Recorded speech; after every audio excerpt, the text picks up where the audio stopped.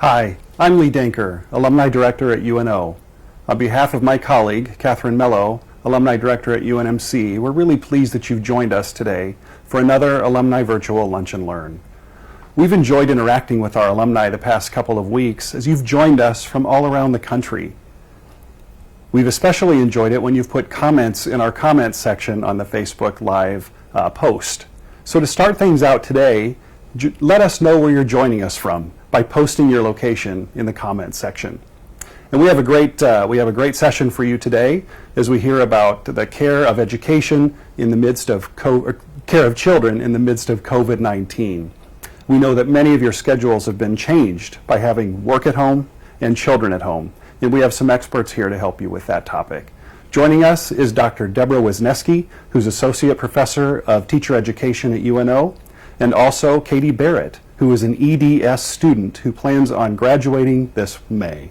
As you listen to Katie and Deborah, please put some comments and questions in the comments section, and we'll make sure to get to those as the program progresses. With that, I will turn it over to Dr. Wisniewski.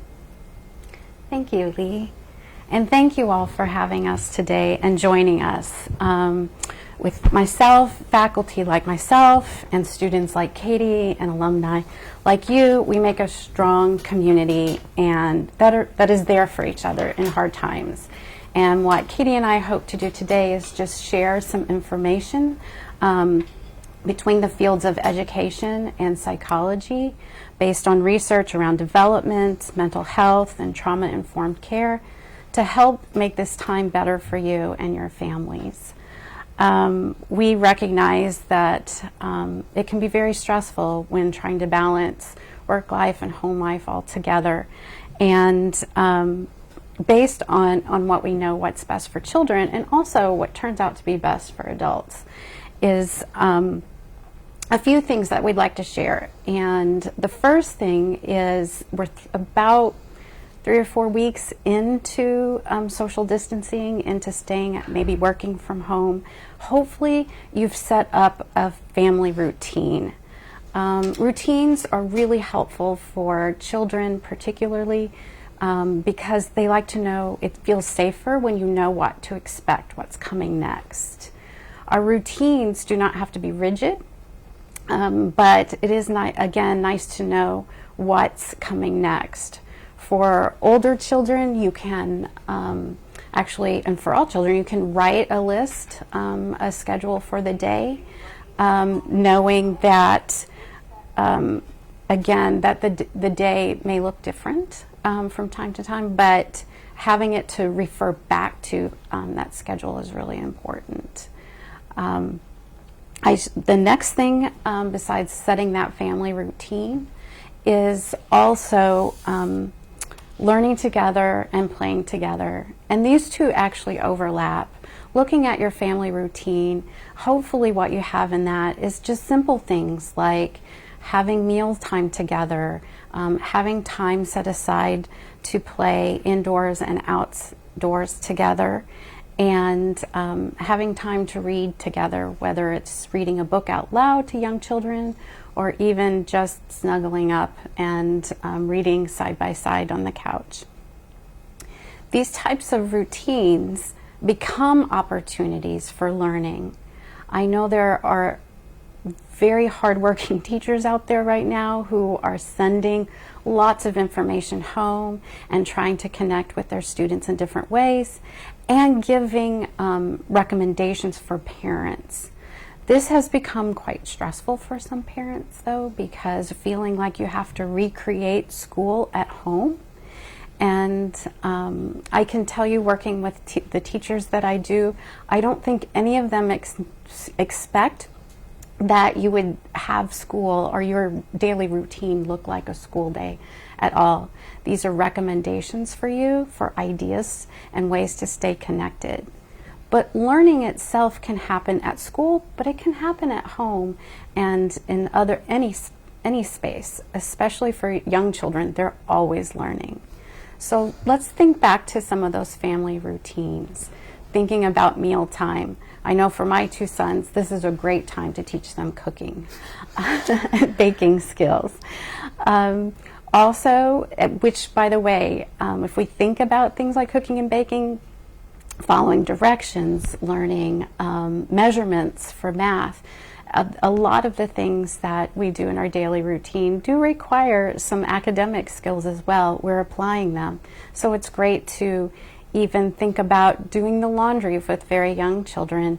They can learn matching and sizes and that. So there's always an opportunity of what you need to get done with your daily chores, that it becomes a learning opportunity. I also had mentioned learning through play. Play is often looked upon as a place of the opposite of work and stress release. Now plays need it more than ever. But the beauty of play right now is that it offers that stress release and is a way for learning with children. Think about any of the board games you play, or maybe a deck of cards. There's lots of reading and math skills embedded in those. Going out into the yard and digging around and finding worms, you eventually have a science curriculum. So please don't overlook that, and please make time, I would recommend, for that. As I mentioned, play also provides an opportunity for stress release. Arts and crafts are ways for children to express how they're feeling that they might not have words for. Pretend play, many children are acting out some of their fears during this time, and that's the dramatic play is a healthy way of dealing with those. So the beautiful thing about learning and playing together built into your day is that it also provides and leads into what Katie will talk to us about, which are coping skills during this very difficult time. Thanks, Deborah. So kind of what Deborah said in the beginning, a lot of this plays into each other. But to start with coping skills, I kind of want to focus on two different forms of coping, which are adaptive and maladaptive. So adaptive coping is more taking the situation that you've been given, defining it in order to find solutions or actions to solve the problem. Maladaptive, on the other hand, are using different skills to really withdraw from the situation. The types of coping skills that you use within those is totally up to you. Just making sure that you're really focusing on picking something that you can learn from, finding solutions. The biggest one I think that we need to work on not doing is avoidance, which would be maladaptive. And I think that's something that we can fall into a lot during this time, not wanting to talk about what's going on or being nervous to talk about it with our kids. But the biggest thing to remember is that even if you're not an expert on COVID-19, you are an expert in talking with your children.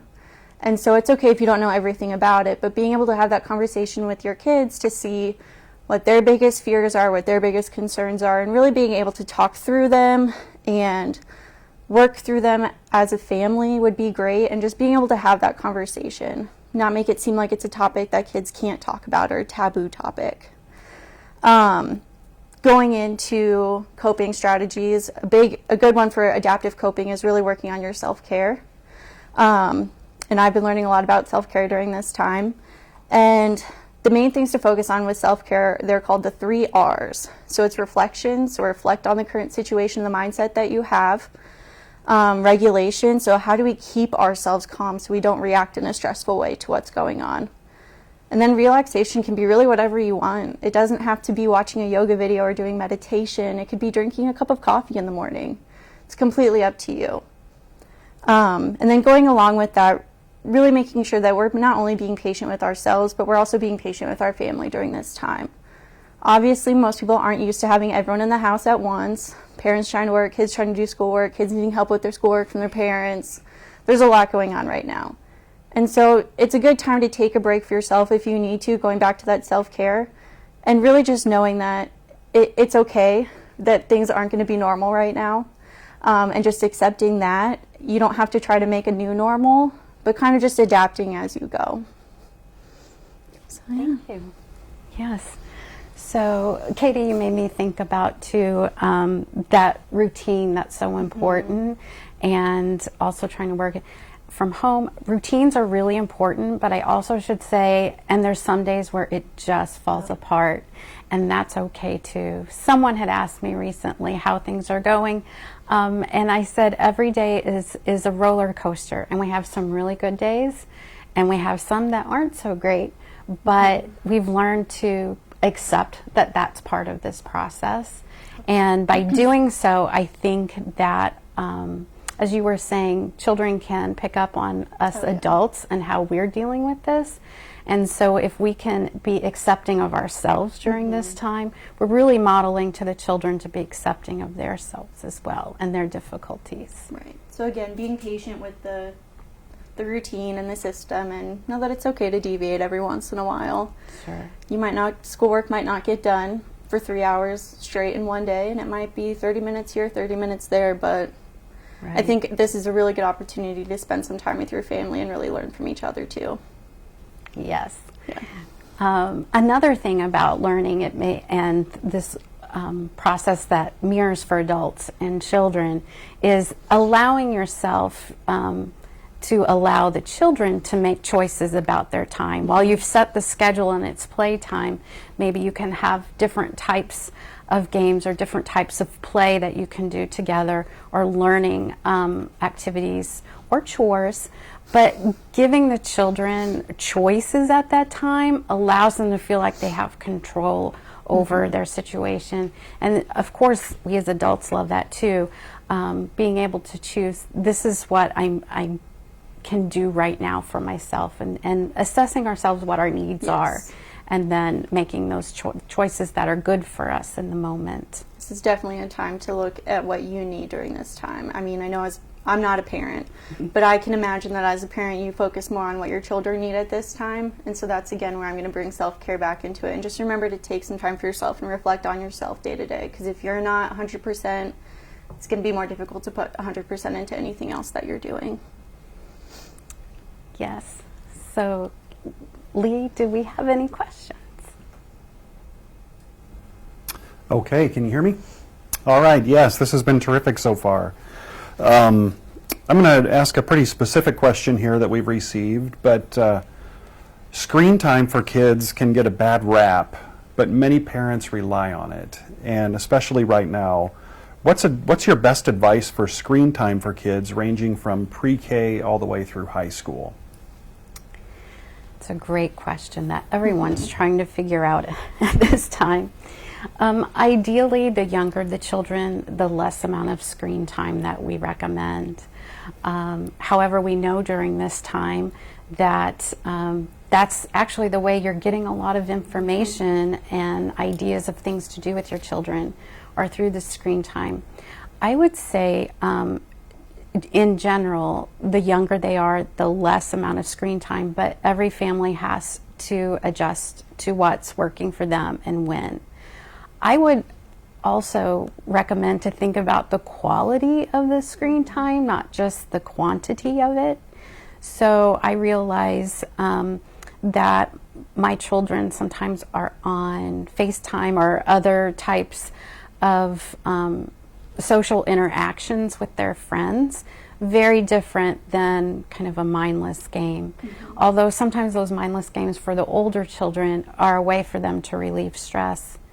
And again, going back to what we were saying of allowing children to have some of those choices, helping them make the choices, and as Katie was saying, being reflective of, okay, how much time did I spend today? Was that the best way I could have spent my time? But yes, that we have a really strong concern, particularly for young children in pre-K, that education, they actually learn best off of the screen rather than on the screen. And I know that teachers are creating nonprofits in the arts community, locally, the Rose Theater and other places are creating wonderful content for children that engages them with it rather, again, than just being passive. Yeah. I would agree with everything that Deborah said. And then with the older kids, it's hard to get them away from the screen, I'm sure, but maybe even using that as a reinforcement technique. So you finish all of your math assignments, sure, go ahead, have 30 minutes of playing whatever game you want. I know in the middle school that I'm at, I see kids playing educational games on their Chromebooks all the time. So kind of going back to what Deborah said, and just trying to see what the screen time looks like. Is it something that's educational, that's helpful, but at the same time, a big coping skill and self-care for kids might be playing that game that they don't have to think about. So definitely maybe regulating a little bit, but also using it as a reinforcer to get their work done. Thank you. Great, thank you. Those are good answers. I'm going to pivot a little bit to, we've had some comments from a few folks here who've been asking about balancing work with caring for kids and the pressure that presents to the parent. I'm going to ask it a couple of different ways, and you can take this how you'd like. But how do you recommend balancing caring for the children while also working from home? Because there's pressure on both sides. It's a lot, and I don't want my kids to suffer. And then another way it was phrased is, what would you recommend to do when kids don't understand that I need to work while I'm at home? And I really do need to set their homework aside so I can get my work done. So you can tell that there are some tugs going on with some of these parents at home. So maybe talk about that topic for a moment. Sure. Again, it's different for every family, so I'm going to share a few examples of how different families with different age of children have been dealing with this, and you can take that and take it and go. I know, for one thing, in two-parent homes or in homes with more than one adult, it's become really important to communicate with each other about what your work day looks like. So the night before, it's like, what's your schedule? So I have a big meeting at 9. I can't be interrupted. So if you can do some of that tag teaming, so while one parent is focused and has certain hours, the other parent can be with the children. But that doesn't always happen either. So I've noticed with some families, especially with older children who are doing some schoolwork, they've done it in tandem. So saying like your schoolwork time, the time that or just reading your read aloud time, how about we match that up with the time that I've got to be doing my work as well. Younger children, of course, don't understand that you need to work. I know some families who are getting up early before the children wake up and get a couple hours in, or stay up a little later after the children have gone down and use that time to get some of the work done. So it's almost like just as the children's school day isn't the same at home, we don't expect them from 8 in the morning till 3 in the afternoon to be focused the whole time. It's really difficult for parents as well, and not just because children are there, but because this isn't, as I've often heard, this isn't just working from home. Some of us are remote workers and have life set up that way, but for most of us we're not. So to think that we're going to be as productive or get as many things done in the same way, I think this is where the being kind to yourself comes in handy. And I would also recommend for anyone who's a manager or the boss in any way to understand that those are the struggles that your staff is having at home, and being flexible as well. That all sounds great to me. I don't really have much to add. Well then, Katie, I'm going to ask a question to you specifically. This is kind of a scary time for kids. What questions should we parents be asking our kids to kind of get a read on if they're doing okay, anywhere from high school to elementary school? Are there any probing questions that could give us some insight? Well, I'm sure you have a lot of fun with middle school and high schoolers when you ask how everything's going and they just say fine or good, and it ends at that. So just asking more of those leading questions, like tell me about how things are going, or tell me about how classes are going, tell me about how you're feeling during this time. Trying to get more in-depth answers from them. Another thing is just, like I said before, kind of just checking in, asking them if they have any questions about what's going on, or maybe probably not watching the news, but maybe kind of going over what's been going on through the day, especially if they're older and they're really curious about what's going on in the world. It's kind of a scary time for everyone. And mental health is definitely a big aspect that we need to be looking at right now, because students aren't seeing their teachers every day, and a lot of those kids, their teacher in school is a safe place for them, and that was someone that they could talk to. That wasn't mom and dad, wasn't a sister, brother. So just checking in with them, making sure that they're still connecting with their teachers too would probably be a really good idea, and seeing if their school psychologists, their counselors can reach out to them as well, because even though we might not be in the building, all those people are still there to work with your kids. Great. Thank you. And we talked about this in this last question, but how this can be unnerving for adults and kids. But there's all kinds of discussion about this, and this is a question from Megan. There's all kinds of exposure to the scary parts of the pandemic in the media. If you turn on the news, and we parents want to watch the news, and the kids probably overhear it from time to time, that can be scary for them. So how do we manage the news intake for kids while we're trying to keep ourselves aware?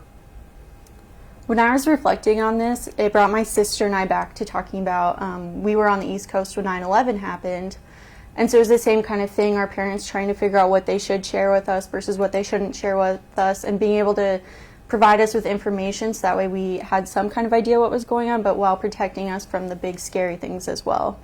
So I think it goes back into that, talking about maybe the facts that you know, but a lot of the news can be, I mean, there's people watching from all over, but if you're watching in Nebraska and it's talking about New Jersey and New York, what's going on in Nebraska doesn't look like that. So making sure to reflect about what it looks like in your state and try to look at it more of a local picture rather than a global picture, I would say.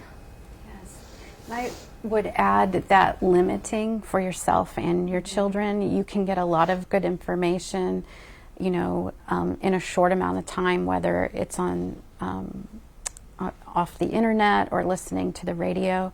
But for the younger children as well, limiting, we sometimes forget the little ears are in the room while we're listening to the radio or have the TV on. And so being very conscious of limiting that, and then again translating it in a way, I think is what Katie, you were kind of saying, for them at their age and what they can do. I know my older children, they are very much about the facts and studying it, and knowing some of the science behind it all gives them a sense of control and understanding. But for younger children, just even making, telling little stories or explaining things simply. I was just recently looking at little pictures of faces, cartoon faces with masks on, because the masks can be really scary for young children. But just talking about it in younger children's terms of masks can keep us safe, and grown-ups wear them too, and just like we wear a hat or when we go out when it's cold, or a helmet when we ride our bike, here's a mask. So I think, again, adjusting for the age, but limiting for all of us. That one extra fact you want to get at the end of the day, it can wait till tomorrow to just focus on the now. And there's a lot of social stories online that you can find that revolve around COVID-19 and talking about it with your kids. So, I mean, I see them pop up on Facebook, but I'm sure if you just did a web search for social stories in COVID-19, like Deborah was saying, the ones with the cartoon kids and the mask, there's a lot more like that out there to share with your kids. Thank you. We had a comment from Emily, who is a comment and a question. I'm grateful to have older siblings who can tutor their younger siblings. Should I place limits on the helping to avoid placing too much responsibility on the older kids and limit their own procrastination? I would say at this time, any sibling who wants to help another sibling is a good skill and a good thing to learn too, as much as it is the academic skill as well. And Katie, you make me think again of that important piece of reflection of, this is time to reflect with your children and talk with them. How can we balance this where everyone's getting what they needed? But I would say we also know the more that you teach something, the better you get at your understanding of it. So more than anything, I think, Lee, that makes me think of what a lot of parents have talked with me about, is worrying that your kids will be getting behind in their coursework because they're doing these other things. We are all in that situation now, and I believe behind is a relative term. And so while we may not be working on things we normally would have, we are learning other things that are maybe just as important later in life. And I think what Katie and I are here today as kind of a joint effort is saying our mental health and our social, emotional relationships are the foundation for any of the academic learning that comes, and that's what's primary during this time. I tell you what, those of us with kids are sure have grown to appreciate the work that our teachers and our educators and everybody do when our kids are at school. So that's just a commentary on my part, but a shout out to our teachers and educators who are watching right now. You do great work, and we do appreciate you. Well, let's wrap up with one question here, and you can take it however you want, but you've pointed out some wonderful resources both of you have. And frankly, our parents are getting them from their school districts as well, and some feel overwhelmed with resources. We don't know where to start. We don't know what to look at. If you had to pick just one of your favorites or two of your favorites to leave with our alumni today, share one or two of your favorite resources that you think might be a real help to them as they're getting through this time. I think the biggest resource that I can talk about is just the teachers. While they might not be sitting in a class with your student right now, they're sitting at home wishing that they were and still doing the work. So it might be overwhelming, but maybe if you get 4 or 5 emails from different people in the district, just sending one email to the teacher to check in that you are on the right track. They probably are your best resource out there right now, especially in regards to helping out the students. So that would definitely be my top one. Absolutely. The teachers are there for you too, whatever they're sharing to you. If you had a question and needed something, they're the best. Between teachers and librarians too, and psychologists, they can find that for you. So staying connected, I think, with those key people, support people in your life, and other parents as well. Finding out, knowing that everyone will be different, but there is a lot of information to be gathered in the old-fashioned way of just staying connected with one another and supporting each other. I will give a shout out though also to the arts community as well, who come into our schools and who provide such great support educationally and social emotionally, and their any arts or museum organization that's out there that you can tap into. They have great resources to find activities and share your time with one another. Well, thank you so much, Deborah and Katie. We've really enjoyed this opportunity to hear from you. And thank you to all who joined us today on this Alumni Virtual Lunch and Learn. Just a few closing comments for you to keep in mind. A reminder that this session will be available on our Facebook and YouTube pages for viewing at later times. Please feel free to share that with your friends and family members. And next week's Lunch and Learn will be again on Tuesday at 12:30 via Facebook Live. And our speaker is Dr. Ali Khan, who's the Dean of the UNMC College of Public Health. Many people ask us at times like this how they can show their support.